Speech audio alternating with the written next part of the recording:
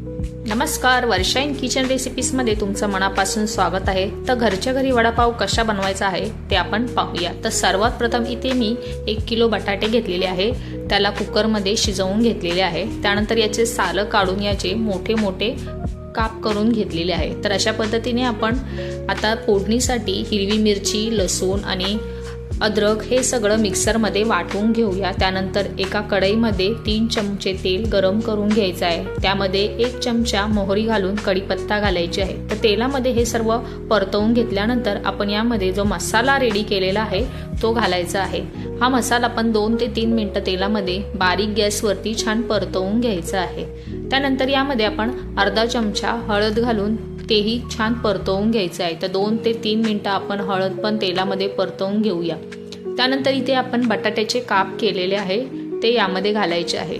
तर हा मसाला सर्व बटाट्यांना छान लागला पाहिजे अशाच पद्धतीने आपल्याला सर्व एकत्र मिक्स करून घ्यायचं आहे। तर सर्व बाजूने आपले छान मिक्स केल्यानंतर आपण यामध्ये चवीनुसार मीठ घालूया आणि त्यानंतर थोडीशी कोथिंबीर घालून छान आपली बटाटे वड्यांसाठी भाजी आपली ही रेडी झालेली आहे। तर याला आपण बारीक गॅसवरती एक वाफ काढून घेणार आहे, म्हणजे आपला जो बटाट्याचा मसाला आहे छान रेडी होईल। अशा पद्धतीने आपण हा मसाला रेडी करून घेतलेला आहे। आता हे सर्व आपण मिक्स केल्यानंतर याला आपण आता थंड करण्यासाठी बाजूला ठेवूया। यानंतर आपण आता बेसन पिठाचं एक बॅटर तयार करायचं आहे। त्यामध्ये आपल्याला सोडा घालायचा आहे आणि चवीनुसार मीठ घालायचं आहे। तर हे सर्व टाकल्यानंतर थोडासा अर्धा चम्मच ओवा घालायचा आहे। त्यामुळे ओवा टाकल्यामुळे आपले वडे खूप सुंदर लागतील आणि थोडं थोडं पाणी घालून आपल्याला हे बॅटर छान असं घट्ट असं करायचं आहे। यामध्ये जास्त पाणी घालायचं नाहीये, त्यामुळे आपलं जे बॅटर आहे वड्यांवरती कव्हर होईल। अशा पद्धतीने सर्व हे बॅटर छान मिक्स करून घेतलेलं आहे आणि आपली ही भाजी ही आता ये वड्याची थंड झालेली आहे।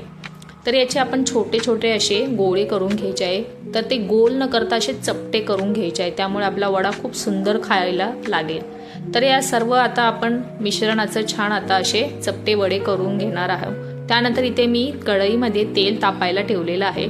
तर इथे मी मका घेतलेला आहे। वडापावमध्ये मका टाकून खायला खूप सुंदर लागतो, तुम्ही पण नक्की ट्राय करून बघा। तेल यासाठी चांगलं गरम करून घ्यायचं आहे, तरच यामध्ये हा मका आपल्याला तळून घ्यायचा आहे। तर अशा पद्धतीने जरा 2 ते 3 मिनिटं छान हलवून घेतल्यानंतर आपण हा मका पण काढून घ्यायचा आहे, त्याचं तेल जे आहे सगळं निथळून घ्यायचं आहे। त्यानंतर इथे मी हिरव्या मिरच्या घेतलेल्या आहेत, त्याला मध्ये चीर पाडून घेतलेली आहे, त्याही तेलामध्ये छान तळून घ्यायचे आहे। वडापावसोबत मिरची ही खूप सुंदर लागते। त्यानंतर आपण जे बॅटर घेतलेले आहे, तर व्हिडिओमध्ये दाखवल्याप्रमाणे आपल्याला हे जे बॅटर आहे छान असं मिक्स करून घ्यायचं आहे। त्यामध्ये ती वडे अशा पद्धतीनेच आपल्याला टाकायचे आहे, त्यामुळे आपल्या वडांना छान बेसन कव्हर होईल। नाहीतर आपलं जे बेसन आहे ते एका बाजूने निघून गेल्यामुळे आपले वडे चांगले लागणार नाही। तर व्हिडिओमध्ये दाखवल्याप्रमाणेच तुम्हाला हे अशा पद्धतीने तेलामध्ये टाकायचे आहे। तर दोन्हीही बाजूला छान आपण 2 ते 3 मिनिटं आपल्याला तळून घ्यायचे आहे। तर तुम्ही पाहू शकता आपले हे वडे मस्त तयार झालेले आहेत। तुम्ही पण नक्की करून पहा, खूप छान घरच्या घरी अशी रेसिपी आहे।